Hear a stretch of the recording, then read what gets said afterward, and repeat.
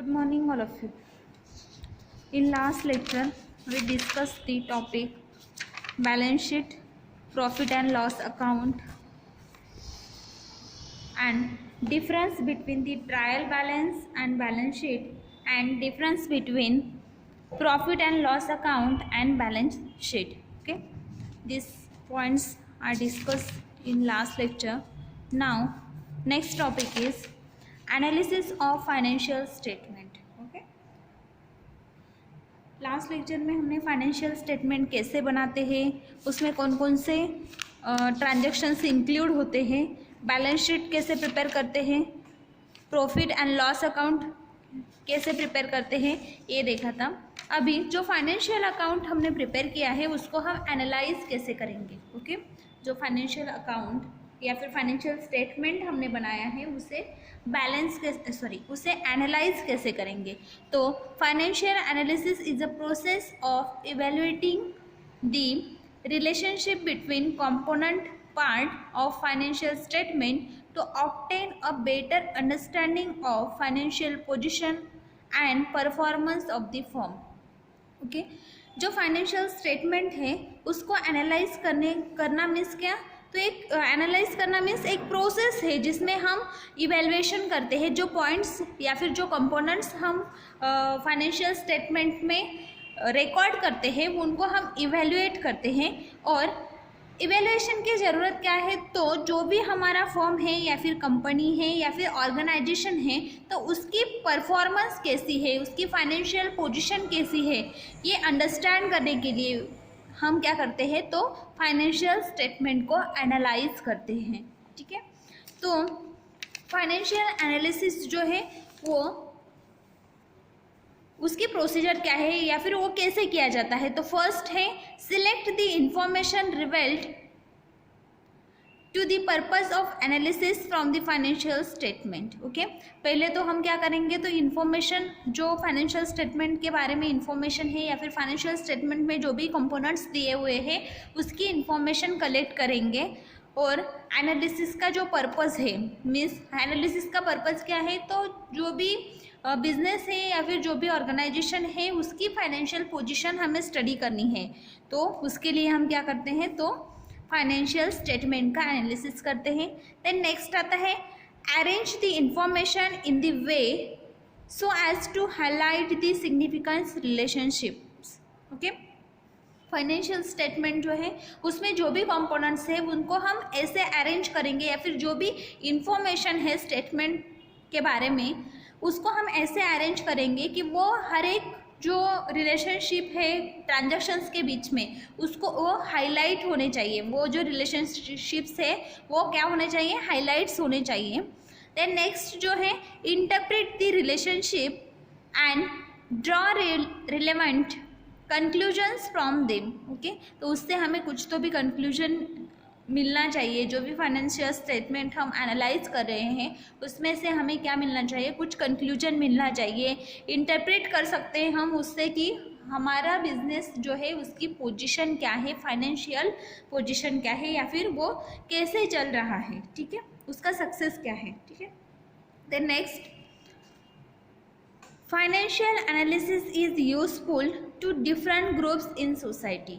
Okay, financial analysis जो है वो डिफरेंट ग्रुप्स में किया जाता है सोसाइटी के। जैसे however the purpose of analysis varies from one group to another group, लेकिन हर एक ग्रुप का जो एनालिसिस का पर्पस होता है वो अलग अलग होता है। ठीक है, जैसे एग्जांपल दिया हुआ है the management of the firm is interested in the overall performance of the firm, the share holders and investors are interested in the earning per share, the debenture holders want to know the capital structure and earning position of the company, whereas the bank and other short-term creditors are interested in the composition of current assets and current liabilities of the firm. Okay, हर एक group, society के हर एक जो different groups होते हैं उसके लिए financial analysis useful है, लेकिन हर एक का पर्पस अलग अलग होता है। जैसे मैनेजमेंट जो है वो किस में इंटरेस्टेड होती है, वो फाइनेंशियल एनालिसिस क्यों करेगी, तो वो जो कंपनी का परफॉर्मेंस कैसा है ये जानने के लिए क्या करती है, तो फाइनेंशियल एनालिसिस करती है। शेयर होल्डर्स जो होते हैं कंपनी के या फिर इन्वेस्टर्स जो होते हैं वो अर्निंग पोजीशन क्या है कंपनी की ये पता करने के लिए क्या करते हैं, फाइनेंशियल एनालिसिस करते हैं।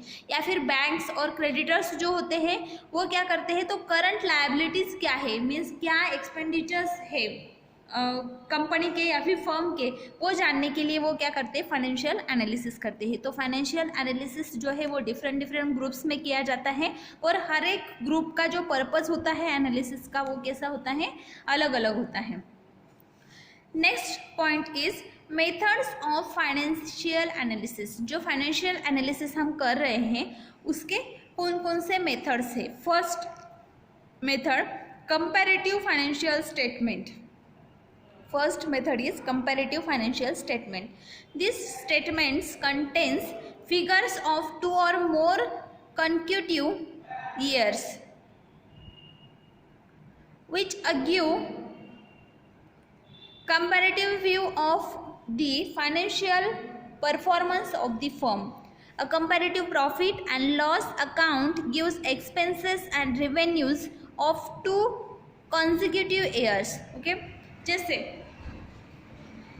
कंपैरेटिव फाइनेंशियल स्टेटमेंट में क्या किया जाता है, तो जो 2 या फिर 2 से ज़्यादा ईयर्स का जो डेटा होता है उनको कंपेयर किया जाता है। ठीक है, उनका जो फाइनेंशियल एनालिसिस होगा या फिर फाइनेंशियल स्टेटमेंट्स होंगे उनको कंपेयर किया जाएगा और उससे प्रॉफिट और लॉस जो है वो किस साल में कितना प्रॉफिट हुआ था या फिर कितना लॉस हुआ था, इस हिसाब से हम क्या करेंगे, उसको एनालाइज करेंगे।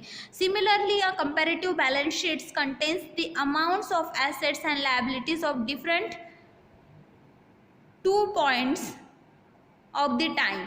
जैसे सपोज 2 साल से 2 साल का बैलेंस शीट जो है वो हम देखेंगे, फाइनेंशियल स्टेटमेंट देखेंगे और उसको एनालाइज करेंगे।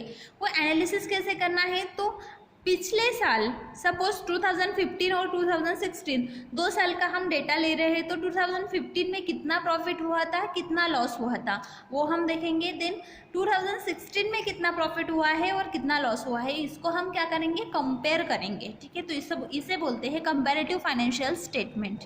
Okay, then next common size financial statement. Common size financial statement. In this statement, figures are converted into percentage to the some common basis. For example, in the profit and loss account, the sale figures is assumed to be 100 and all figures are expressed as a percentage of the sales. Similarly, in the balance sheet, the total assets or liabilities is taken as 100 and all figures are expected as a percentage of this total. Okay, common size balance sheet financial statement क्या होता है, तो इस statement में जो भी figures होते हैं वो परसेंटेज में कन्वर्ट किए जाते हैं। जो भी फिगर्स होंगे मीन्स जो भी ट्रांजैक्शंस होंगे, जो भी मनी होंगे वो किस में कन्वर्ट किए जाएंगे, परसेंटेज में कन्वर्ट किए जाएंगे।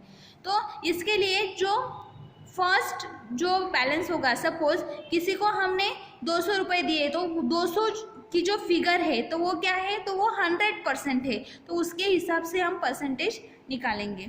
देन नेक्स्ट आता है funds flow and analysis. Funds flow analysis, it reveals changes in the working capital position of an enterprise. इसमें क्या होता है, तो फंड फ्लो एनालिसिस में जो भी वर्किंग कैपिटल पोजीशन है बिजनेस की उसको रिवेल किया जाता है, उसको उसमें चेंजेस किए जाते हैं। जैसे it indicate the sources of which the working capital was obtain and the purpose for which is used. Okay, means जो भी फंड्स होते हैं उसका फ्लो एनालिसिस कैसे चेक करेंगे, तो जो वर्किंग कैपिटल है, वर्किंग जो फाइनेंस है उसकी जो पोजीशन है वो चेंज की जाती है और उसके जो सोर्सेस है उसको इंडिकेट किया जाता है, उसको बोलते हैं fund flow analysis. Okay, then next point है रेशियो एनालिसिस।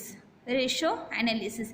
रेशो एनालिसिस जो है ये बहुत ही पॉपुलर मेथड है फाइनेंशियल एनालिसिस की, ठीक है। फाइनेंशियल एनालिसिस के हमने 4 मेथड्स देखे। फर्स्ट है कंपैरेटिव फाइनेंशियल एनालिसिस, 2 साल के जो शीट्स होंगे बैलेंस शीट्स उसको हम कंपेयर करेंगे। कॉमन साइज फाइनेंशियल एनालिसिस, इसको हम जो भी फिगर्स होंगे जो भी मनी होंगे उसको हम परसेंटेज में कन्वर्ट करेंगे। फंड फ्लो एनालिसिस, इसमें जो भी वर्किंग कैपिटल होता है उसको हम रिवेल करते हैं, उसमें चेंजेस करते हैं, ठीक है। देन फोर्थ जो है रेशो एनालिसिस। रेशो एनालिसिस ये जो मेथड है ये पॉपुलर मेथड है फाइनेंशियल एनालिसिस की। इसमें इट इज़ अ सिंपल और मोर इंफॉर्मेटिव।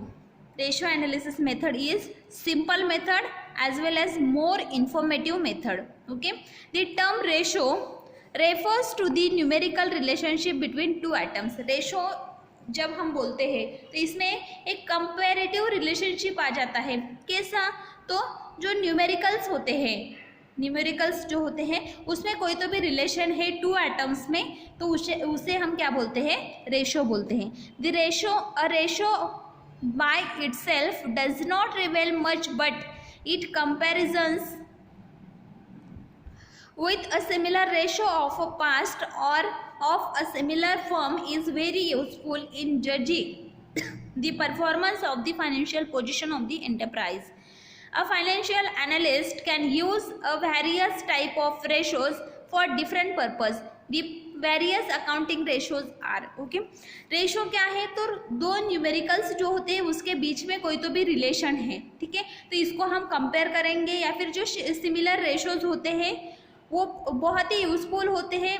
ये रेशो जो है वो बहुत ही यूजफुल होता है for the judging the performance and position of financial position of the enterprise, ठीक है। हम 2 जो न्यूमेरिकल्स होते हैं उसके बीच में कुछ रेशो निकालते हैं या फिर उसके बीच में जो रिलेशन है उससे हम रेशो निकालेंगे। और रेशो जो है वो बहुत ही यूजफुल होता है परफॉर्मेंस को जज करने के लिए, ठीक है।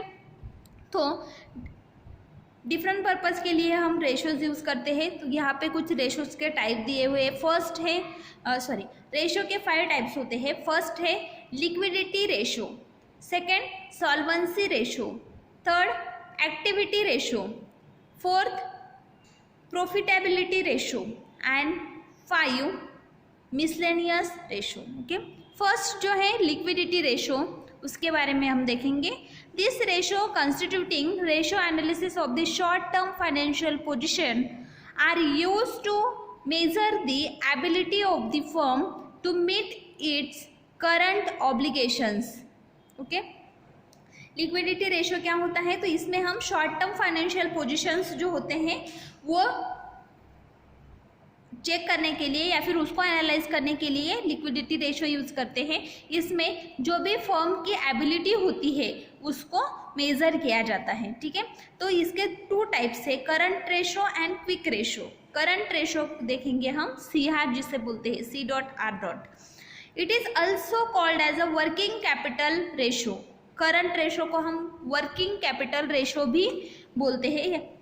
And it is most widely used for all analytical device based on the balance sheet.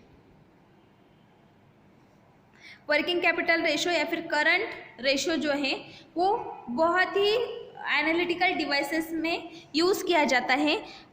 Balance sheet पर हम उसको कैलकुलेट करते हैं, ठीक है। It match the current assets of the firms to its current liabilities. इसमें current assets and current liability जो होती है वो मैच किए जाते हैं, ठीक है।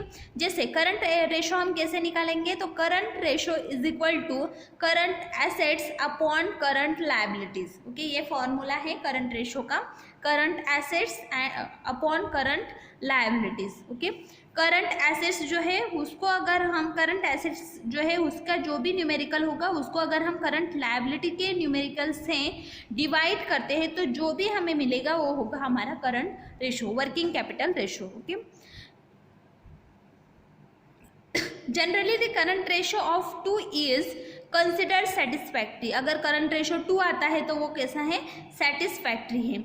A current ratio of 2 means for every 1 rupee of current liabilities 2 rupee of current assets are available to pay them. Okay, अगर करंट रेशो 2 आता है तो इसका मीनिंग क्या होता है कि हमारा जो भी एक्सपेंसेस है उसकी कीमत 1 है और जो करंट एसेट्स है मीन्स जो मिलने वाला हमें प्रॉफिट है वो 2 है। तो हर 1 रुपये के एक्सपेंसेस के लिए हमें 2 रुपीज़ हमारे पास है, उसमें से हम 1 रुपया खर्चा कर सकते हैं। ये मीनिंग ऐसे होता है, ठीक है। A satisfactory current ratio enables a firm to meet its short term obligations and hereby ensure the smooth operation of the business. अगर रेशो 2 या फिर 2 से ज़्यादा आता है तो ये जो शॉर्ट टर्म ऑब्लिगेशंस होते हैं वो कम हो जाते हैं और जो बिजनेस है वो स्मूथ हमारा ऑपरेट होता है, स्मूथली वो चल सकता है। सेकेंड आता है quick ratios. Okay, second point is quick ratio. It is also called a acid test ratio. Okay, quick ratio को क्या बोलते हैं? Acid test ratio. It is used to measure the ability of the firm to convert its current assets quickly into cash in order to meet its current liabilities. Okay, quick ratio में क्या होता है? तो quick ratio में हम क्या major करते हैं? ऐसे कन्वर्जन्स या फिर ऐसे करंट एसेट्स जो क्विकली कैश में कन्वर्ट होते हैं, ठीक है। ऐसे करंट एसेट्स जो क्विकली किस में कन्वर्ट होते हैं? कैश में कन्वर्ट होते हैं और करंट लायबिलिटीज में कन्वर्ट हो जाते हैं, उसको हम बोलते हैं क्विक रेशोज। ओके, तो क्विक रेशो जो है उसे हम कैसे निकालेंगे? Quick ratio is equal to quick assets upon current liabilities. Quick ratio is equal to quick assets upon current liabilities.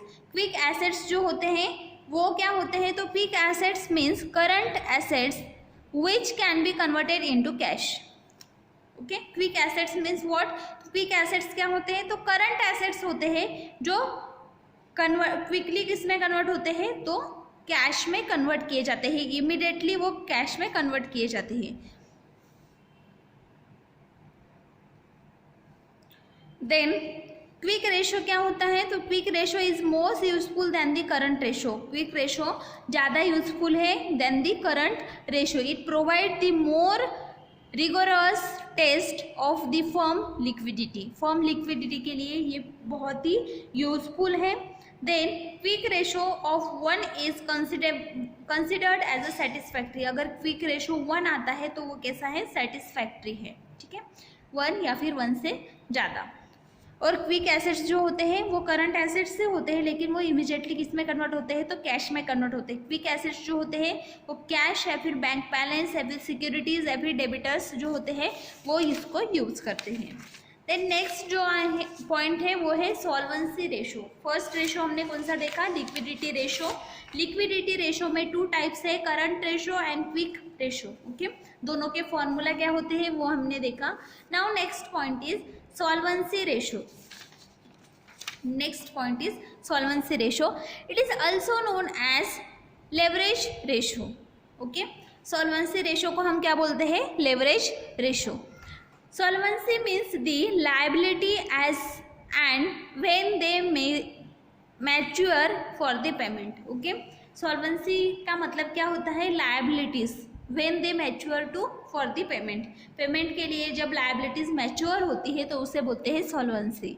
It is also indicate the financial risk to the long term creditors. Solvency ratio जो है वो financial risk जो होती है creditors के लिए, long term financial risk, उसको indicate करता है। It measures the relationship between the owners funds and creditor funds. और क्या करता है? तो सॉल्वेंसी रेशो से हमें क्या पता चलता है? तो relationship between owners and creditors funds, owners का जो फंड है वो और क्रेडिटर्स का जो फंड है उसको मेजर करने के लिए solvency ratio is useful. Then the greater of the proportion of the owners fund the higher is the solvency of the firm. अगर ओनर फंड्स जो है उसका रेशो ज़्यादा है तो सॉल्वेंसी जो है वो भी हायर है, सॉल्वेंसी रेशो जो होगा वो हायर होगा, ठीक है। सॉल्वेंसी रेशो जो है वो 2 टाइप्स में मेजर किया जाता है। फर्स्ट जो है डेब्ट इक्विडिटी रेशो। डेब्ट इक्विडिटी रेशो D/E रेशो जिसे बोलते हैं, और सेकंड आता है डेब्ट टू टोटल कैपिटल, डेब्ट to total capital. Okay, first जो है डेब्ट इक्विटी में ratio D/E ratio, it is used to measure the relative claim of the creditors and owners. Okay, इसमें क्या मेजर किया जाता है, तो relative claim of creditors and owners. डेब्ट equity ratio is equal to long term debts upon share holders equity. Okay, डेब्ट equity ratio जो है उसके लिए फॉर्मूला है long term debts upon share holders equity. Whereas share holders equity क्या होती है, लॉन्ग टर्म डेब्ट तो हमें पता है, लेकिन शेयर होल्डर्स इक्विटी क्या होती है, तो equity share capital plus surplus plus पर प्रेफरेंस शेयर कैपिटल, कि इसको मिला के जो बनता है वो होता है शेयर होल्डर्स इक्विटी। ओके, डेब्ट equity ratio is an important tool of financial analysis. Financial analysis के लिए डेब्ट इक्विटी रेशो जो है वो बहुत ही इम्पॉर्टेंट टूल है। फॉर क्यों इम्पॉर्टेंट है, तो इवेल्युएशन करने के लिए financial structure of the company, company का फाइनेंशियल स्ट्रक्चर क्या है ये अगर हमें इवेल्युएट करना है तो हम कौन सा रेशो यूज करेंगे, डेब्ट equity ratio. Okay, a high डेब्ट equity ratio means the share holders stake in the company is low. Okay, share holders जो है उसकी जो स्टेक होते हैं कंपनी में वो लो होती है अगर डेब्ट इक्विटी रेशो हाई है। ठीक है, इनवर्स प्रोपोर्शन है। अ लो डेब्ट equity ratio indicates the higher stake of the share holders. अगर डेब्ट इक्विटी रेशो जो है वो कम है तो शेयर होल्डर्स जो होते हैं उसकी जो स्टेक होती है वो हायर होती है। The appropriate debt equity ratio will depends upon the nature of the company earnings। Company का जो अर्निंग नेचर होता है, फाइनेंशियल पोजीशन होती है, उसके ऊपर एप्रोप्रिएट डेब्ट इक्विटी रेशो जो होता है वो डिपेंड होता है। ये हो देखा हमने first ratio from the solvency ratio, डेब्ट इक्विटी रेशो। ओके, सेकंड है डेब्ट टू टोटल कैपिटल, डेब्ट टू टोटल कैपिटल। इसके लिए फॉर्मूला है डेब्ट to total capital is equal to long term डेब्ट upon permanent capital. Long term डेब्ट जो होते हैं उसको अगर हम परमानेंट कैपिटल से डिवाइड करते हैं तो जो हमें मिलेगा वो होगा डेब्ट टू कैपिटल रेशो। ओके, इसमें परमानेंट कैपिटल क्या होता है, तो share holders equity plus long term डेब्ट जो होते हैं उसे बोलते हैं permanent capital. Okay, now third ratio is activity ratio. Third ratio is activity ratio. It is also known as efficiency ratio. Okay, activity ratio को क्या बोलते हैं, efficiency ratio. These are indicated to measure the efficiency with which the firm managed and utilized the assets. Okay, efficiency ratio जिसे बोलते हैं activity ratio, efficiency ratio, ये क्या indicate करता है या फिर क्या मेजर करता है, तो फर्म जो है उसकी जो यूटिलिटीज होती है उसकी इफिशियंसी को मेजर करने का काम होता है एक्टिविटी रेशो का। And activity ratio is a test. Activity ratio क्या है, तो एक टेस्ट है जो relationship between sales and various assets of the firms. Okay, जो हमें अंडरस्टैंड करने में हेल्प करता है relationship between the sales and various assets. जो एसेट्स होते हैं और सेल्स होते हैं उसके बीच का क्या क्या रिलेशन है ये अगर हमें पता करना है तो हम एक्टिविटी रेशो यूज करेंगे। ठीक है, तो एक्टिविटी रेशो जो है उसमें इन्वेंट्री टर्नओवर रेशो ITR और सेकंड आता है capital turnover ratio. Okay, first जो है इन्वेंट्री टर्नओवर रेशो, ये क्या होता है, it is also known as a stock turnover ratio. Okay, inventory turnover ratio और stock turnover ratio. Okay, it is used to measure the firm inventory management. Firm inventory management जो होती है उसको major करने के लिए इन्वेंट्री रेशो यूज किया जाता है। ITR रेशो भी इसको बोलते हैं। ठीक है, इसको कैलकुलेट कैसे करेंगे, तो इन्वेंट्री टर्नओवर रेशो जो होता है उसको हम कैसे कैलकुलेट करेंगे, inventory turnover ratio is equal to cost of the goods sold upon average inventory. Okay. जो गुड्स हमने बेचे हैं उसकी कॉस्ट क्या है, उसको अगर हम एवरेज इन्वेंट्री मीन्स जितना स्टॉक हमारे पास है उससे अगर हम उसको डिवाइड करेंगे तो जो नंबर्स हमें मिलेंगे वो होगा इन्वेंट्री टर्नओवर रेशियो। ओके, या फिर net sales upon average inventory. A high inventory turnover ratio indicates under investment is inventory and involve risk of the firm become out of stock. Okay, inventory ratio जो है, inventory turnover ratio वो अगर high है, inventory turnover ratio अगर ज़्यादा है तो इससे आउट ऑफ स्टॉक डेंजर जो है वो बढ़ जाता है। और अगर इन्वेंट्री टर्नओवर रेशियो लो है इसका मतलब ये है कि हायर कॉस्ट जो है वो हमें लगानी पड़ेगी, जो भी प्रोडक्ट्स है वो हमें हायर कॉस्ट में बेचने हैं। ठीक है, इसके लिए प्रॉपर इन्वेंट्री रेशियो होना चाहिए, तभी हमारा जो फर्म है या फिर जो भी हमारा बिजनेस है वो अच्छे से स्मूथली चल रहा है। ठीक है, अगर हायर आता है तो आउट ऑफ स्टॉक डेंजर हो जाता है, अगर लोअर आता है तो हायर कॉस्ट हमें रिजल्ट हो सकती है। Then next is capital turnover ratio. Capital turnover ratio. This ratio measure the relationship between sales and capital employed in the business. Okay, ये क्या है कैपिटल टर्नओवर रेशियो? तो इसमें सेल्स और कैपिटल एम्प्लॉयड जो है उसके बीच का जो रिलेशन है उसे बोलते हैं capital turnover ratio. Capital turnover is equal to sales upon capital employed, sales upon capital employed. Okay, then next is profitability ratio. Next is profitability ratio. These are designed to highlight the end result of the business activity. इसको क्यों profitability ratio means what? तो ये क्या करता है, तो highlight करता है जो भी बिजनेस एक्टिविटी का रिजल्ट हो उसे। ठीक है, तो so the ratio are useful to measure the operating efficiency of the company. Company की जो ऑपरेटिंग एफिशिएंसी है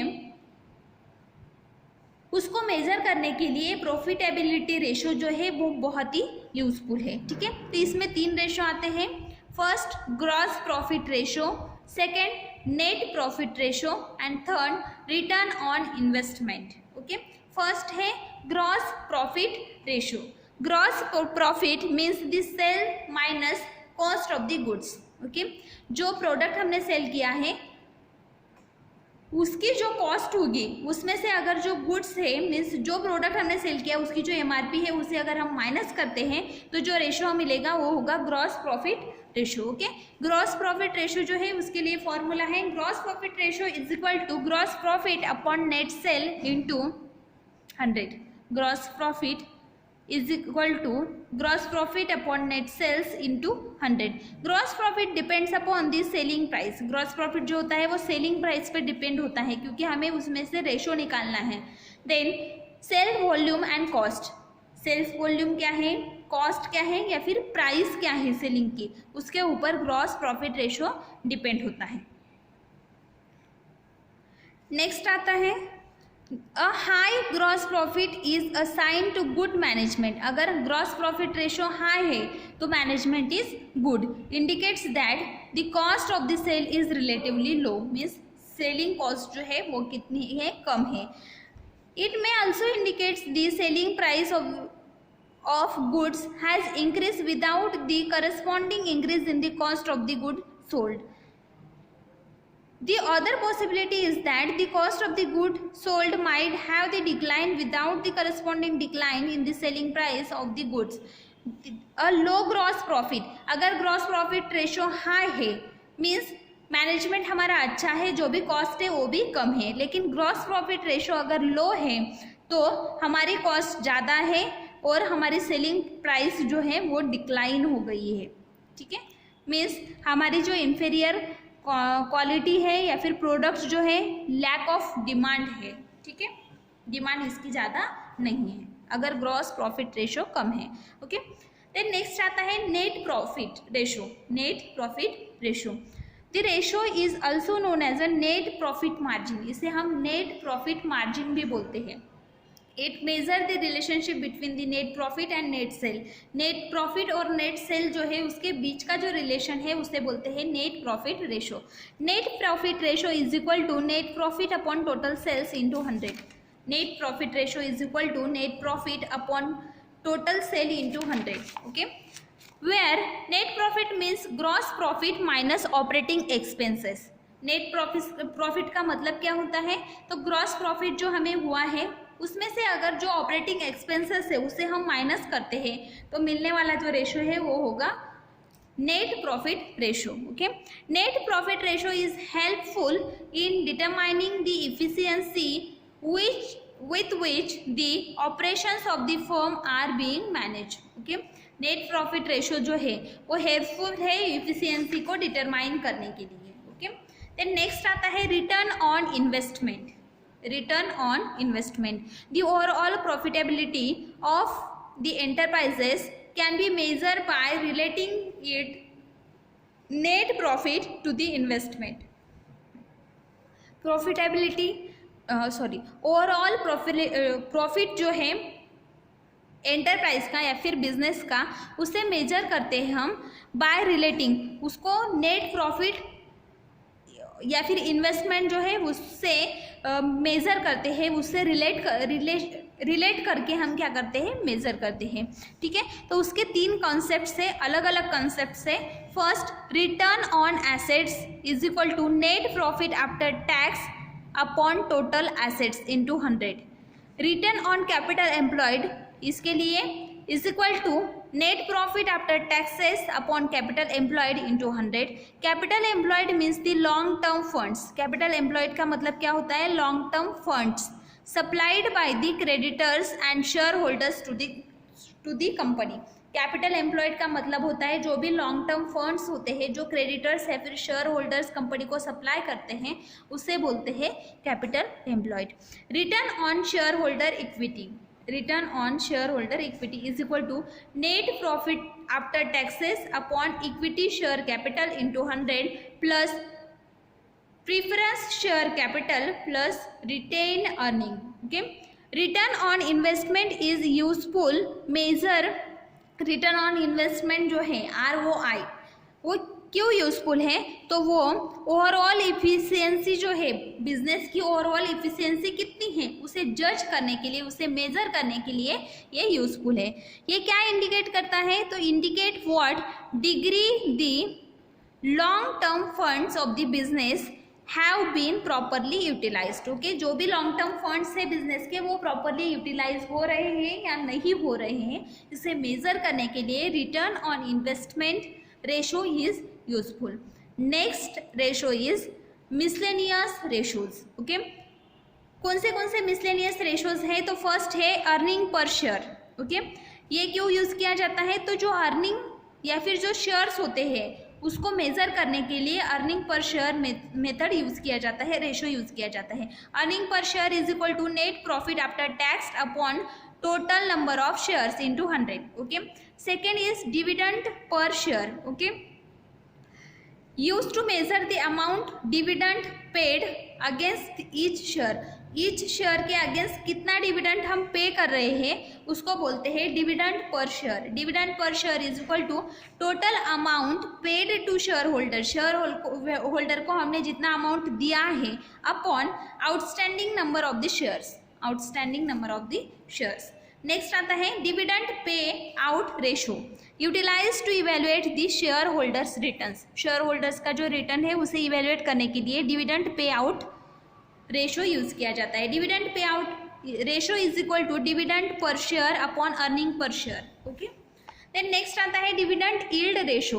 ओके, ये क्यों यूज किया जाता है, तो shareholders return in relation to the market value of the share. Shareholders को कितना रिटर्न किया जा रहा है और शेयर्स की मार्केट में क्या वैल्यू है उसको इवेल्युएट करने के लिए डिविडेंड यील्ड मेथड यूज की जाती है। Dividend yield ratio is equal to dividend per share upon market value of the share. Earning ratio क्या है, earning yield ratio use to find out the return given to the share holders. Shareholders को कितना return दे रहे हैं इसको हम earning yield method से मेजर करते हैं। Earning yield ratio is equal to market value of share upon earning per share. Market में शेयर की वैल्यू क्या है और कितना हो रहा है, हमें कितना मिल रहा है शेयर में से, उससे हम जो मार्केट वैल्यू है उसको डिवाइड करेंगे। Earning yield ratio is equal to market की जो शेयर की वैल्यू है उस वैल्यू को हमें जो वैल्यू उस शेयर की मिल रही है उससे क्या करेंगे, डिवाइड करेंगे। Then next point is interest coverage ratio. Interest coverage ratio, it is also known as debt service ratio, is very useful to test the debt servicing capacity of the firm.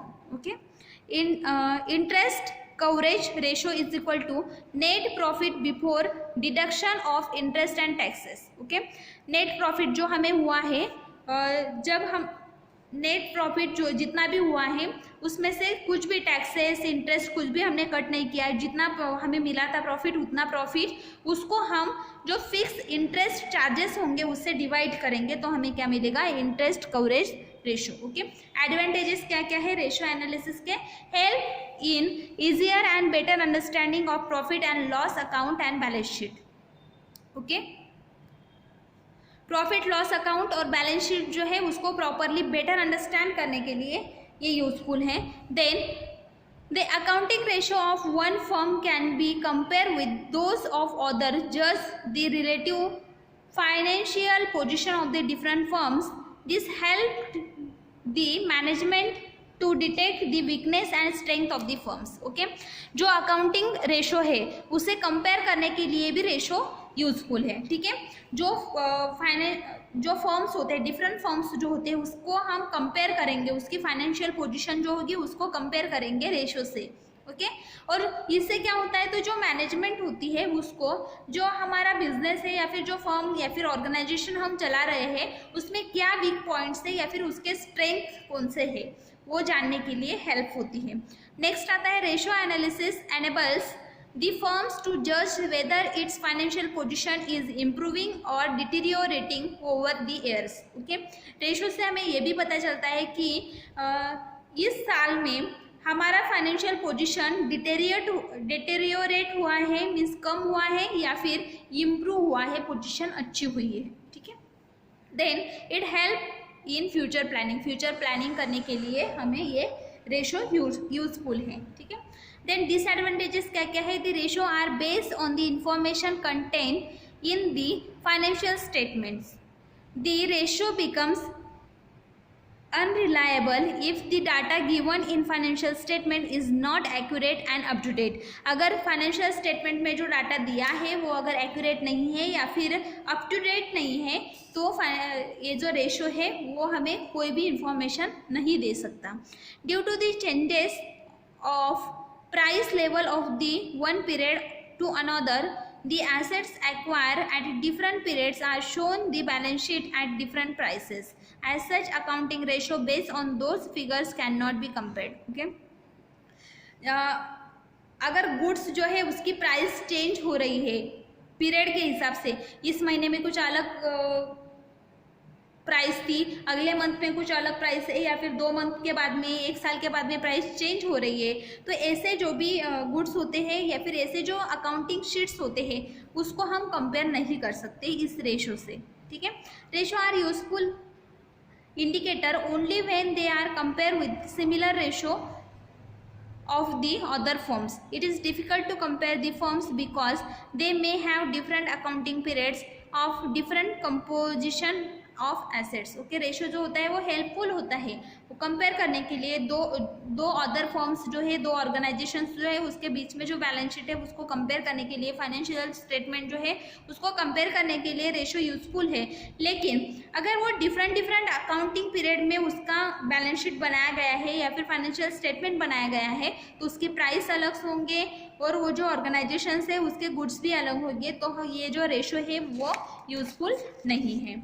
Then ratio are only a mortem of what has happened. They do not reveal the future events. Okay, ratio क्या है, तो simple language में postmortem है क्या बातें हुई है या फिर क्या इन्वेस्टमेंट किया है, क्या हमने लिया है, कौन से पैसे दिए हैं, कौन से ट्रांजैक्शंस हुए हैं, इन सब का हम क्या करते हैं, पोस्टमार्टम करते हैं, ठीक है। लेकिन ये फ्यूचर के बारे में कोई भी जो फ्यूचर में जो होने वाले ट्रांजैक्शंस है उसके बारे में हमें कुछ भी नहीं बता सकता, ठीक है। देन नेक्स्ट है ratio reflect only the financial aspects of the business. और जो रेशो होते हैं वो सिर्फ हमें जो बिजनेस के फाइनेंशियल एस्पेक्ट्स होते हैं वही बता सकता है, ठीक है, रिफ्लेक्ट करता है, ओके। यहाँ पर फाइनेंशियल स्टेटमेंट ये जो आपका चैप्टर था, चैप्टर नंबर 13, ये अभी ख़त्म हुआ है। नेक्स्ट चैप्टर है आपका बजटिंग, वो हम नेक्स्ट लेक्चर में देखेंगे। Thank you.